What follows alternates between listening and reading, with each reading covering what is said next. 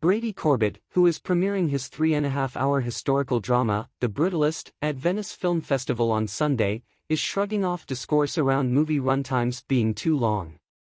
"This film does everything that we are told we are not allowed to do," the director said during the film's press conference.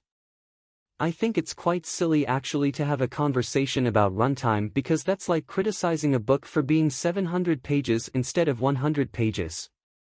He continued that for him, it's more about how much story there is to tell. Maybe the next thing I make will be 45 minutes and I should be allowed to do it. We should all be allowed to do that.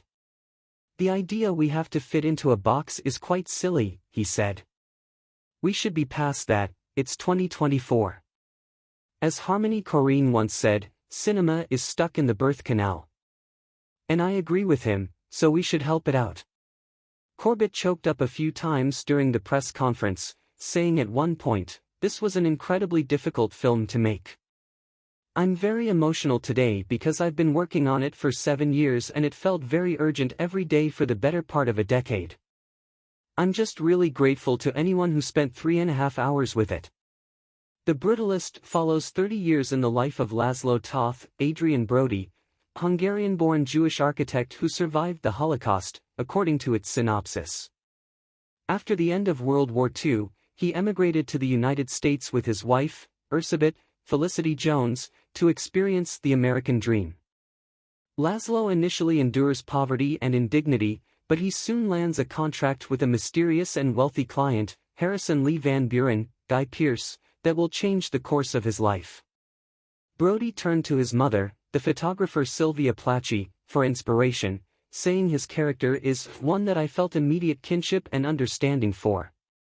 She fled Hungary in 1956 during the Hungarian Revolution and was a refugee and immigrated to the United States, and much like Laszlo, started again and pursued a dream of being an artist, Brody said.